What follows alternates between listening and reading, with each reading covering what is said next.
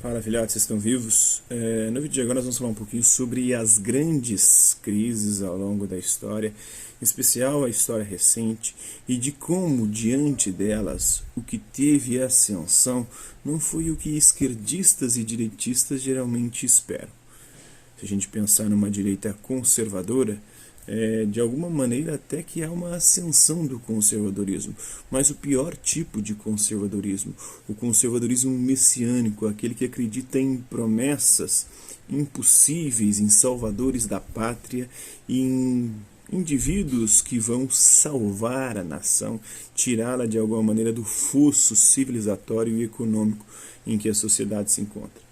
Não é também um momento propício para a direita liberal, porque sempre após crises o que nós temos é uma grande intervenção estatal na economia. E não é também um momento propício para revoluções socialistas. Essas crises invariavelmente não levam ao que o socialismo, pelo menos aquele marxista, espera, que vai um momento de transição, que o proletariado toma o poder, toma também os meios de produção e depois constrói a sociedade que leva ao comunismo, onde não é necessário mais um Estado. O Zizek tem colocado que essa crise pode nos levar ao socialismo, ao comunismo, mas mesmo assim ele criticou ontem o Ernesto Araújo, o nosso ministro das Relações Exteriores, dizendo que ele não compreendeu. O que há de fato depois dessa crise agora é uma ascensão do autoritarismo estatal. Há uma ascensão, se a gente olhar ao longo da história, a crise de 29, ela levou o quê? Vamos olhar para os Estados Unidos. Nos Estados Unidos houve a eleição do Roosevelt e ele vai, com o New Deal, buscar um intervencionismo estatal na economia. Então, aí a gente percebe que não há uma liberdade econômica e há também um processo de supressão de algumas liberdades individuais ou pelo menos limitação dessas liberdades. Se a gente olhar também para outros países, a gente vai ver que houve uma ascensão de modo geral no mundo de governos autoritários. Hitler ascendeu nesse contexto na Alemanha, Mussolini ascendeu nesse contexto na Itália, Franco na Espanha, Salazar em Portugal, o próprio Getúlio Vargas aqui no Brasil. Se a gente olhar, é nesse momento também que o Stalin vai começar a se tornar cada vez mais autoritário, vai começar a lançar os tentáculos do socialismo pantagruélico, estatismo pantagruélico, sobre toda a economia e sobre os países vizinhos ali, o leste europeu. Então a gente vai percebendo que a crise de 29 ela levou a isso. Ela não levou à liberdade, ela não levou à valorização de valores tradicionais, como querem os conservadores, né?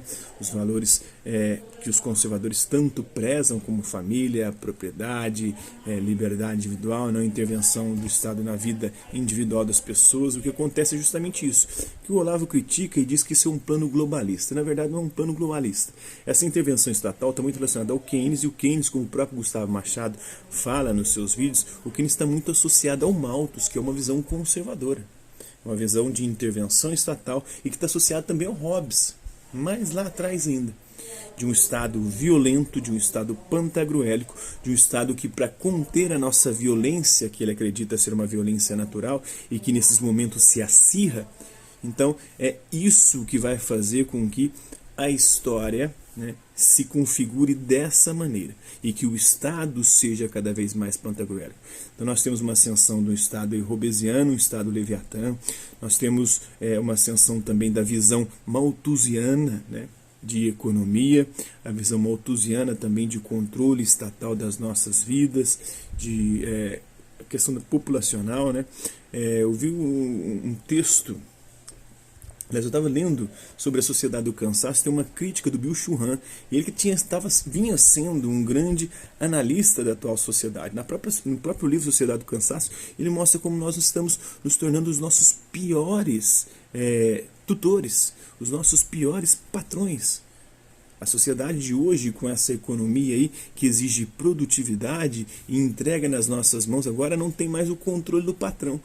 Você, o funcionário do Uber, o funcionário do Uber Eats, do iFood e desses outros aplicativos que estão sendo criados, ele trabalha por produtividade. Então ele é o pior patrão.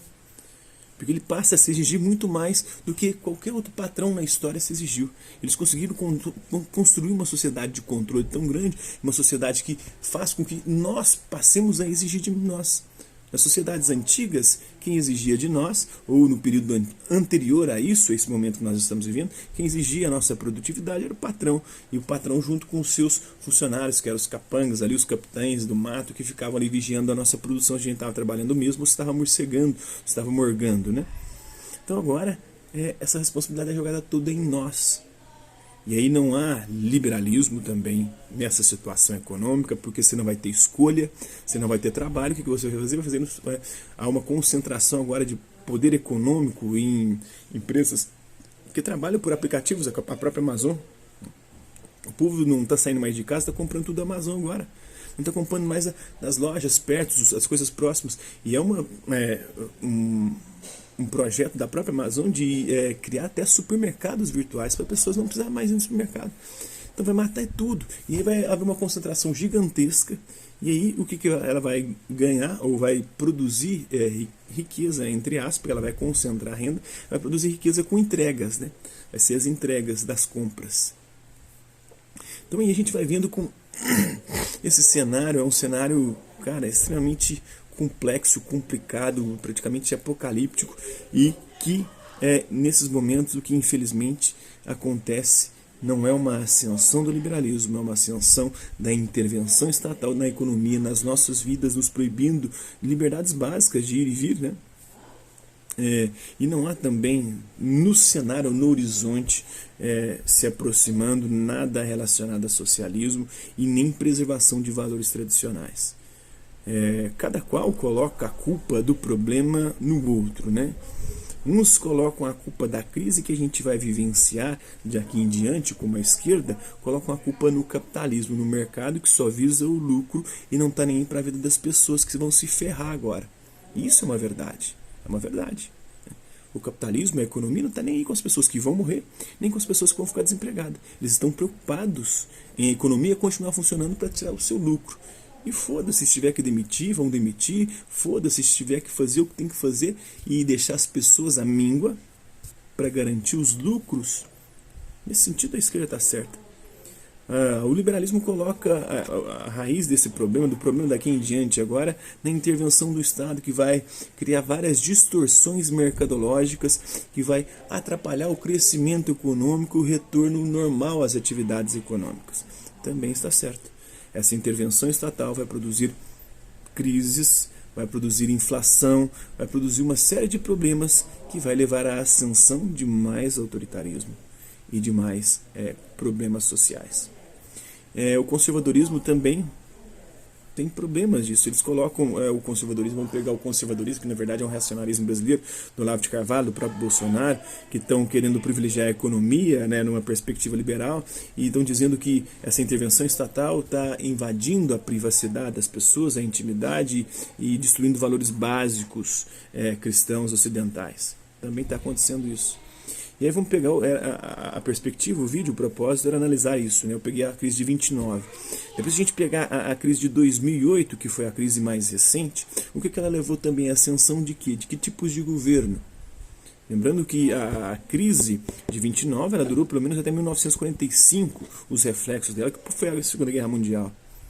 A gente pegar em 2008, nós estamos 12 anos depois de 2008, 2020. E isso levou à crise de 2008 não à ascensão da esquerda, pelo contrário, levou à queda da esquerda no mundo inteiro, e não também à ascensão do liberalismo, né? Houve a ascensão de figuras como Bolsonaro, né, no Brasil, Trump, Orbán e tantos outros mundo afora. Os Le Pen quase ganharam a eleição na França do Macron. Então, o que está acontecendo é isso. No mundo inteiro, se a gente olhar para ele, há uma ascensão do estatismo, do autoritarismo. E agora, nessa crise de 2020, por conta do coronavírus, a coisa pode ainda se intensificar mais e levar a mais autoritarismo, mais messianismo, mais intervenção do Estado nas nossas vidas. O Bolsonaro já está começando a esticar ainda mais a corda. O Trump é a mesma coisa nos Estados Unidos. E isso, mundo afora, está acontecendo de forma similar. Então era essa reflexão que eu queria fazer, mostrando que as crises ao longo da história, elas não levam nem a liberalismo, nem a preservação de valores e costumes tradicionais da sociedade cristã ocidental, e nem a um socialismo, a um igualitarismo, a uma preocupação com os desvalidos, com os pobres, com a igualdade social. O que há diante de crises, infelizmente, se a gente olhar para a história recente, é a ascensão do autoritarismo, do estatismo, e de um estatismo completamente pervertido, um estatismo corrupto, que é o que a gente está vendo aqui no Brasil, né? A galera comprando aí sem licitação as coisas, declarando estado de emergência para comprar sem licitação e comprando coisas absurdas, como o governo de Manaus comprou respiradores que não servem para colocar nos hospitais de uma loja de vinho, ou seja, foi algo, né, totalmente mandrake ali para poder superfaturar o negócio, pegar dinheiro, e completamente improdutivo. Aqui em Uberlândia também, na minha cidade, o prefeito declarou estado de emergência para poder não fazer licitação, ele que tem um histórico muito grande de corrupção nesse sentido. Recentemente teve problemas aqui com impressão e com limpeza da prefeitura, que as licitações eram viciadas e vereadores e o próprio prefeito envolvido em esquema de corrupção e pega de dinheiro. Nós perdemos 22 vereadores por causa disso.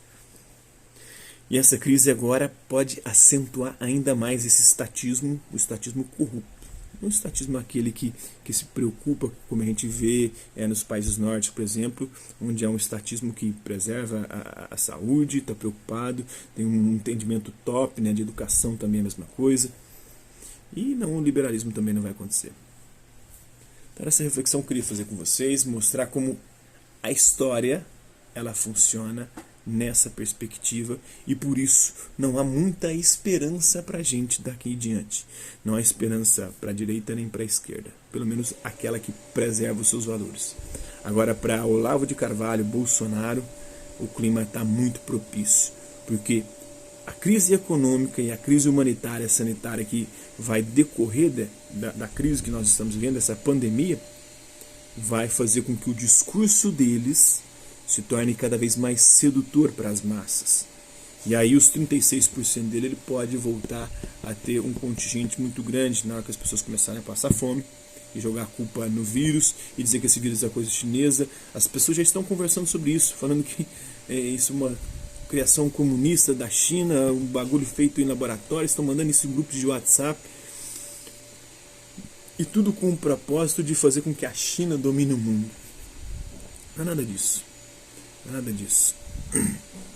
Nada de China dominar o mundo. Pelo contrário, o que há é a ascensão de uma tendência humana que se revela historicamente sempre nesses momentos de crise.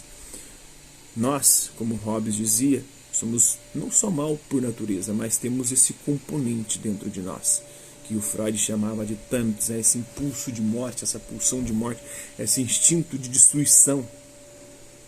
E é isso que vai aflorar agora, assim, mas como também vai aflorar não só o erotismo, né? Porque nessa pandemia tá foda, o Freud dizia que era Eros e Thanatos, as duas pulsões que nos movem, mas também vai surgir o espírito de solidariedade, mas esse é sempre muito mais fraco, com muito menos poder de articulação e de efetivação do que as pulsões caóticas que nos movem enquanto seres humanos ao longo da história. É isso aí, espero que vocês tenham gostado do vídeo. Hasta la vista, e até a próxima.